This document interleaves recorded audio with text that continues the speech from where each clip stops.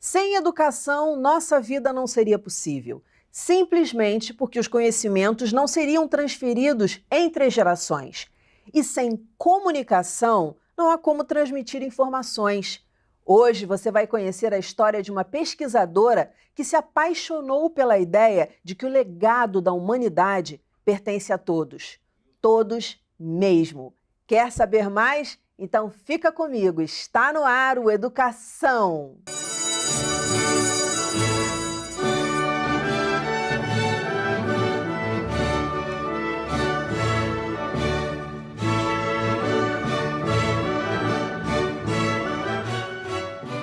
Minha convidada é uma das fundadoras da Associação Brasileira de Comunicação Alternativa, doutora em educação, professora adjunta da Faculdade de Educação da Universidade do Estado do Rio de Janeiro, a UERJ, Carolina Schirmer. Professora Carolina, muito bem-vinda ao programa Educação, um prazer conversar contigo. E a gente sempre começa com a história das pessoas, né? A educação gosta de contar histórias. E vamos lá para a sua infância. Você estuda comunicação alternativa, eu falei aqui no início, um legado da humanidade que deve ser passado para todos. Como é que foi? Como é que era a comunicação na sua casa? A comunicação já pulsava em você? Bom, muito obrigada pelo convite, Dani. Deixa eu só fazer uma audiodescrição, né? Eu sou uma mulher branca, de olhos castanhos escuros, cabelos castanhos claros, na altura dos ombros, uso uma franja. Hoje eu estou vestindo uma blusa listrada, né? Rosa, preto e branco. E no fundo tem um armário com portas de correr branco e 3 quadros. Bom, vamos falar um pouquinho da minha educação, né? Você perguntou da comunicação, enfim, eu venho de uma família bom, minha mãe é arquiteta, mas meus pais, enfim, são da área de comunicação, são jornalistas, eu venho de uma família, assim, de jornalistas, né?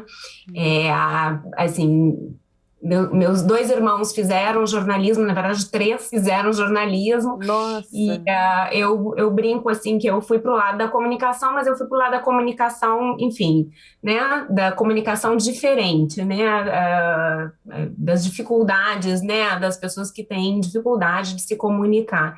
Então, assim, a minha graduação foi em fonoaudiologia. Mas assim, deixa eu contar um pouco, né, da minha história, da minha infância. Eu acho que na minha casa sempre houve uma preocupação com essa questão, né, de que tipo de escola, né, enfim, colocar os filhos. Eu venho assim de eu tenho eu me lembro assim, a minha memória das escolas por onde eu passei é uma memória muito feliz, né? A começar pela educação infantil, eu estudei numa escola chamada Pato, em Porto Alegre, uma escola bem tradicional lá, mas com uma proposta bastante inovadora, né, de respeitar a criança enquanto criança, de envolver muito os pais na educação dos filhos, assim, com muitos projetos, assim, muito voltada para a questão da criatividade, né, da linguagem, e então, assim, eu vejo eu vejo coisas em mim hoje ainda que tem a ver com a minha educação, né? Você vem de Então, uma escola que priorizava a escuta, pelo que você está sempre. dizendo. Eu acho que todas as escolas pelas quais eu passei, a começar por essa de educação infantil, tinham essa preocupação, né? Então, era uma escola privada, depois os meus pais fizeram uma tentativa de me colocar no colégio de aplicação da Universidade Federal do Rio Grande do Sul, no primeiro ano, só que enfim, era por sorteio, não fui sorteada no primeiro ano, então fui estudar num colégio chamado João 23, que também tinha uma proposta, assim, interessante, mas era uma escola privada. Eu fiquei nessa escola até o 4º ano, também tenho uma memória muito boa, principalmente dos amigos, né, que ficaram lá. No 5º ano, né, na 5ª série, na época, meus pais tentaram novamente, porque as entradas, os ingressos, né, o ingresso no colégio de aplicação era no 1º, no 5º ano, e depois no ensino, que hoje é o ensino médio, né. Então, eu fui sorteada, fui a felizarda ganhadora de uma vaga para uma escola de aplicação, de referência, assim. Isso foi fundamental, assim. É uma escola bastante inovadora, que sempre teve uma preocupação muito grande que hoje eu percebo, né, como educadora também, de insociabilidade entre ensino, pesquisa e extensão, né, tinha um currículo muito completo, muito diversificado. A gente tinha, assim, claro, as matérias, né, ditas mais tradicionais, mas, assim, o nosso currículo quase que tinha o mesmo número de disciplinas de artes, teatro, música. Então você teve assim bons exemplos de professores que Tive. escutavam e que se comunicavam e deixavam que os alunos se comunicassem. Em algum momento Isso. na sua vida, lá na sua infância, na adolescência, você se sentiu deficiente no sentido de não estou conseguindo me comunicar? Ou porque eu estou sentindo alguma dor que não consigo falar, ou porque estou lidando com uma pessoa que não escuta, e aí a gente não está falando de uma questão física. Você passou por alguma dificuldade em relação à comunicação nesse sentido? Eu acho que eu posso dizer que eu tive experiência, enfim, sempre fui muito tímida, né? Então, assim, na adolescência, depois fui fazer terapia e isso realmente mudou a minha vida. Mas, assim, acho que a questão, acho que todo mundo vivencia isso de alguma forma, né? Por mais a gente passa por experiências, né? E isso é um pouco angustiante, né? Eu tive, acho que a experiência que eu tive mais próxima disso, de não escuta, eu acho que tem relação com a questão da avaliação.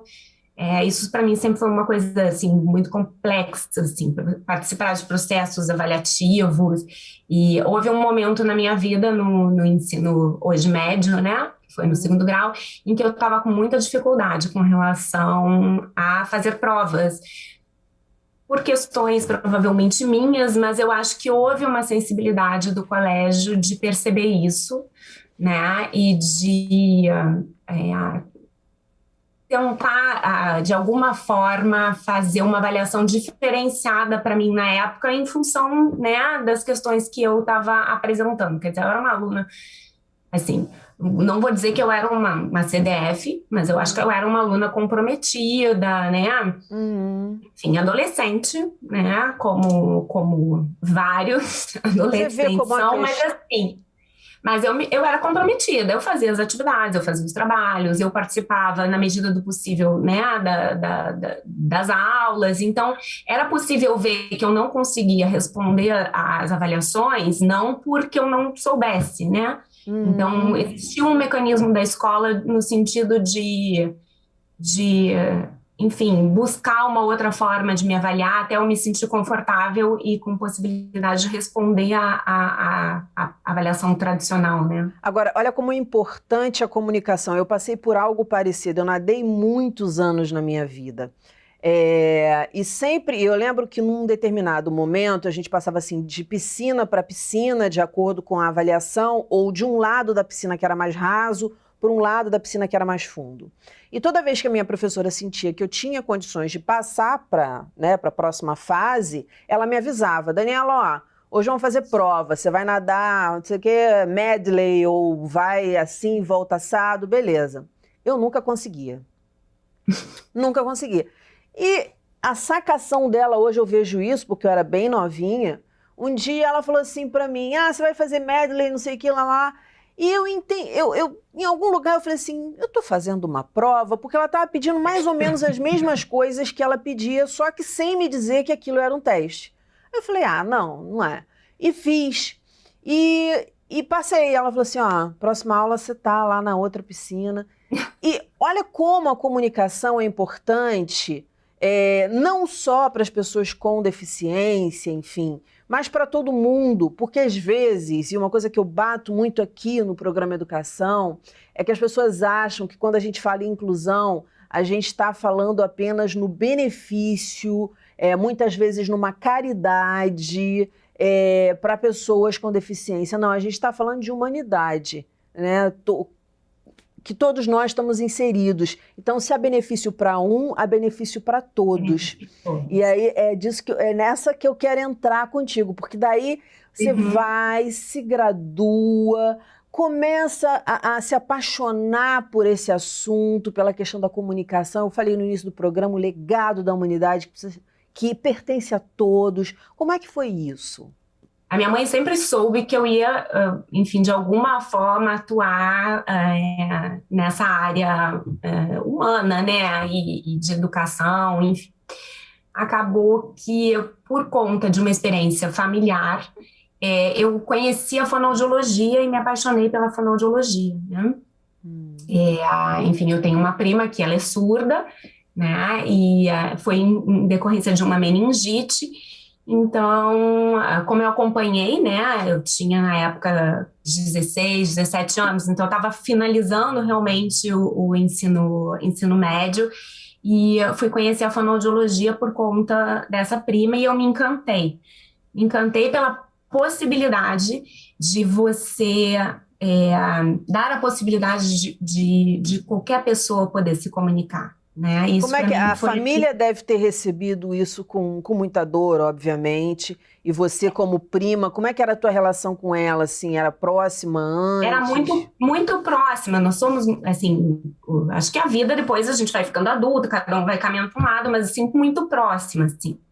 Ela é bem mais nova que eu, né, hoje é uma profissional maravilhosa, referência na área dela, mas assim, claro que essa questão do luto, isso acontece, né, não, ela era uma menina que tinha um ano e 2 meses, 1 ano e 3 meses, quando ela teve uma meningite, quer dizer, ela estava aprendendo a falar e de repente ela para, né, de falar, e daí tem toda a descoberta da surdez e todo o encaminhamento que a família fez. A gente sempre, na verdade, eu até às vezes esqueço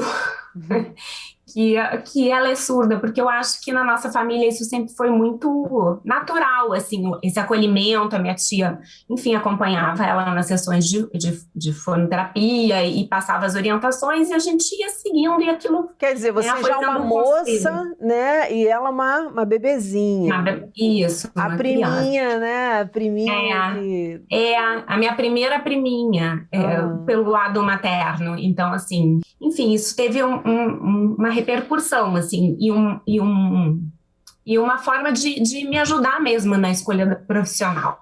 Então, me encantei por essa possibilidade da comunicação, né, da comunicação para todos, na verdade. E daí entrei na fonoaudiologia, fiz a minha graduação, mas assim, numa semana acadêmica, já no meu último ano de formação, eu assisti uma palestra de 2 professoras. Era uma palestra que foi dada por uma professora minha da fonoaudiologia, Sinara, e uma outra professora da fisioterapia que trabalhavam juntas, que se chama Rita Berch. E elas apresentaram, né, nesse seminário um estudo de caso de uma menina com paralisia cerebral que não podia se comunicar através da fala, em função, né, de uma dificuldade motora, se comunicando através de pranchas de comunicação alternativa. Quando eu vi aquilo, eu fiquei realmente encantada, porque na minha graduação a gente não tinha visto isso. A comunicação alternativa ela já existe no Brasil desde a década de 70, só que ela começa a se expandir mais a partir de 1994, 95, 96. E daí essas professoras tinham ido a São Paulo, feito um curso e tinham tentado implementar isso.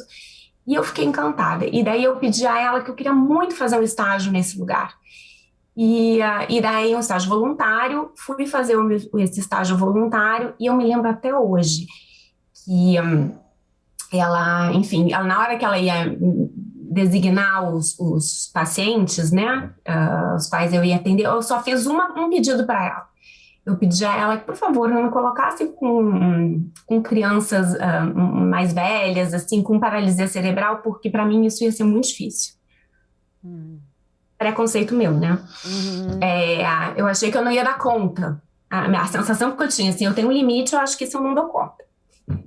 Ela fez lá a minha agenda e tudo. Eu me lembro disso, no meu primeiro dia. Quando eu fui atender o paciente, ela tinha me colocado com um jovem, com paralisia cerebral, uma tetraparesia bem comprometida.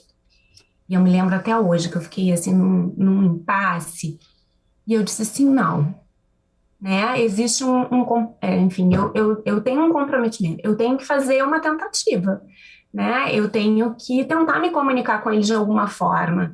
E a gente vai descobrir juntos essa forma. E eu me lembro que isso realmente mudou a minha vida, essa possibilidade. E, na verdade, depois, ao longo dos anos, eu acabei me especializando até mais em trabalhar com pessoas com deficiência motora, né? Com paralisia cerebral, que sempre foi, e depois com pessoas com autismo e tudo. Mas foi uma experiência, assim, Que, que, muito que, que, bonita que lição esse, vamos é, dizer, esse menino, esse rapaz deixou para você assim que você traz até hoje? eu acho que todo mundo tem, assim, todo mundo tem direito de se comunicar. Por mais comprometido que seja a pessoa, ela vai se comunicar com você sempre. Sempre vai existir a comunicação, não importa. Eu acho que o maior legado é que para a gente se comunicar, basta a gente estar vivo. E nessa comunicação com ele, você lembra de alguma coisa que ele te trouxe do mundo dele? Que a gente sabe que cada um é um universo, né? A gente olha o mundo de formas diferentes, interpreta de forma diferente. Tem tanta coisa que ele sabia que você não sabia, eu tenho certeza disso. E dessas coisas todas, qual que você lembra que te marcou?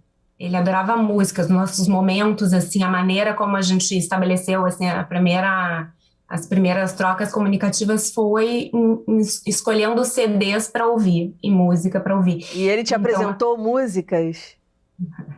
apresentou. A gente ouvia música. Assim, não foi um caso que eu acompanhei por muitos anos. Eu tive depois a experiência de, ainda nesse estágio também, acompanhar aquela menina que eu tinha assistido, né, na semana acadêmica, e ela foi minha cliente, assim, por muitos anos. Até eu vim para o Rio de Janeiro em 2007, assim, então foram acho que mais de 9, 10 anos que eu atendi ela em Porto Alegre, acompanhei, né, todo o desenvolvimento, a implementação da comunicação alternativa. Ela também era surda, então a gente também teve todo um trabalho, né, de inserção dela também da Libras, como possibilidade, né, porque assim, ela não conseguia executar os sinais da Libras, porque ela também tinha uma dificuldade motora, então ela se comunicava através da comunicação dos símbolos, né, dos símbolos pictográficos organizados, primeiramente numa pasta, né, de papel, um álbum. Depois ela foi evoluindo, assim como a tecnologia foi evoluindo, e nós conseguimos chegar na alta tecnologia, Vamos dar né? um salto na história, porque a educação passa muito rápido, professora. E agora eu quero que você fale um pouquinho da tua pesquisa. Eu sei que você trabalha junto a professores, com essa bandeira. Como é que é esse trabalho? O que a gente precisa saber sobre isso? Enfim, acho que a principal questão é que a formação de professores ela é essencial, né, para que a gente possa realmente evoluir nesse sentido, né, para uma sociedade verdadeiramente inclusiva. A gente precisa valorizar essa diversidade, né? Enfim, não adianta a gente garantir apenas o acesso desses alunos, né, a matrícula deles na escola comum. A gente precisa garantir que eles permaneçam, né? Permaneçam na escola com qualidade, né? E que eles possam aprender realmente, possam se comunicar e possam usufruir desse espaço. E para isso a gente realmente precisa dos professores, né? E precisa de uma formação que seja voltada para essa questão da diversidade, né? Que respeite e valorize a diversidade. A gente precisa que os professores mudem as suas concepções, né? E realmente percebam que esses alunos com deficiência, eles não têm apenas as dificuldades, né? As dificuldades, às vezes, elas são muito aparentes, mas eles têm todo um potencial, né? E a gente tem que aprender com esse potencial, né? Exatamente. Agora, quando você ouve alguma coisa assim do professor, que a gente sabe que são falas comuns. Eu não tenho recursos, eu não tenho preparo, estou assistindo agora o Educação, ouvindo a doutora. Como é que eu faço na minha sala de aula com o meu aluno? Qual passo eu dou para avançar com ele já nesse momento em que eu enfrento todas essas dificuldades? Você tem que conhecer esse aluno, né? Claro, perceber as dificuldades, mas também identificar neles as possibilidades. Eu acho que isso é o fundamental, né? Entender isso, assim, enfim, quais as habilidades que ele tem, quais os interesses que ele tem, e a partir disso, né, desse conhecimento do aluno, a gente vai poder desenvolver todo um plano de trabalho. Existem problemas, né? A gente vai ter problemas, mas a gente precisa buscar resolver esses problemas. E para isso a gente vai precisar conhecer, pesquisar, fazer um aprofundamento teórico, né? Buscar as informações que sejam necessárias, buscar outros profissionais, buscar os próprios colegas, né? Fazer essas trocas, se comunicar, né? Exatamente, e escutar esse aluno da forma como ele se manifestar, porque a escuta ela não é só auditiva, ela é visual, Claro. ela é tátil, ela é de várias formas, como a palavra não é só a falada, é a escrita, é a palavra dos olhos, enfim. Nesse sentido, professora, como é que o laboratório tem trabalhado? Como é que as pessoas podem buscar ajuda? As professoras que estão ouvindo agora falam, poxa, me interessei, é isso mesmo. O Laboratório de Tecnologia Assistiva e Comunicação Alternativa, ele já tem uma história, assim, muito longa, mas, assim, é uma preocupação, né, minha, da professora Leda, da professora Kátia, essa questão da formação, né, de recursos humanos para trabalhar com a comunicação alternativa, com a tecnologia assistiva. Então, assim, a gente tem realmente se dedicado nesses últimos anos a discutir a formação de professores, né. Geralmente, a gente, quando tem um aluno com deficiência, a gente vai ter esse aluno sendo atendido por outras áreas, muitas vezes áreas da saúde, né?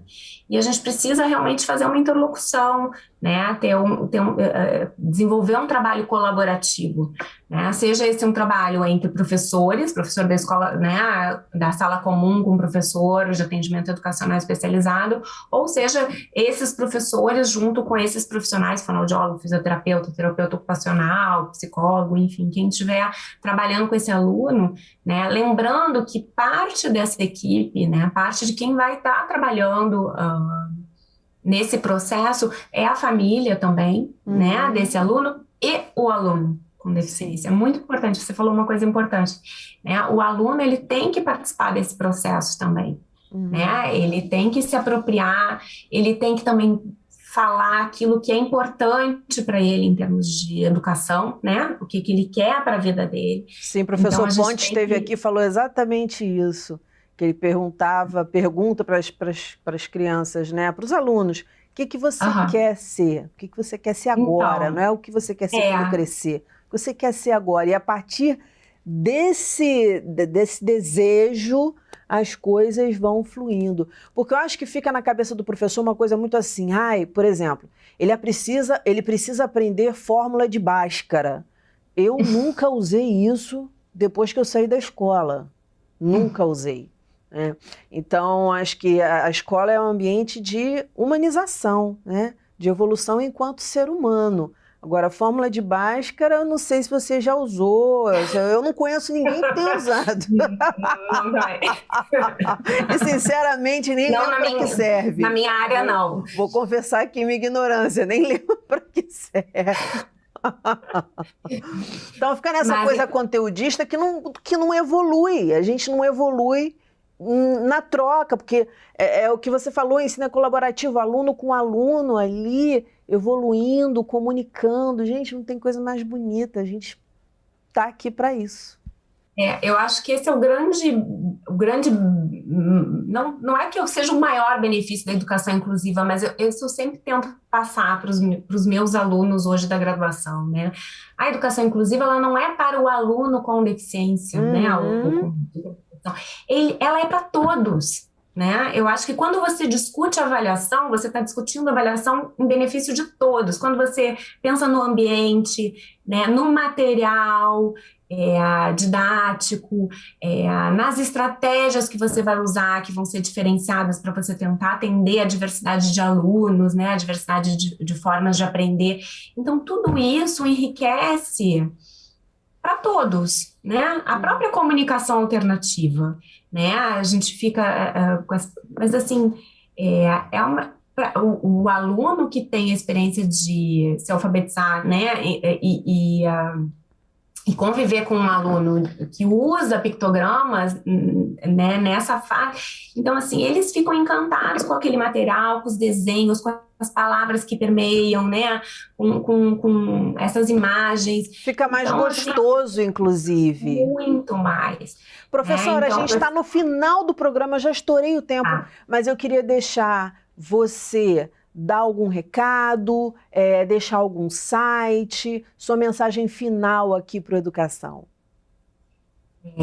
Eu acho que a gente precisa realmente, enfim, se abrir, né, para essa possibilidade, né, entender que todo mundo tem direito, né, de conviver, de estudar junto. Eu não tive essa oportunidade porque, né, na época em que eu estava na escola, eu não tive essa oportunidade de estudar junto com um aluno que tivesse deficiência. Então, essa experiência eu não tive.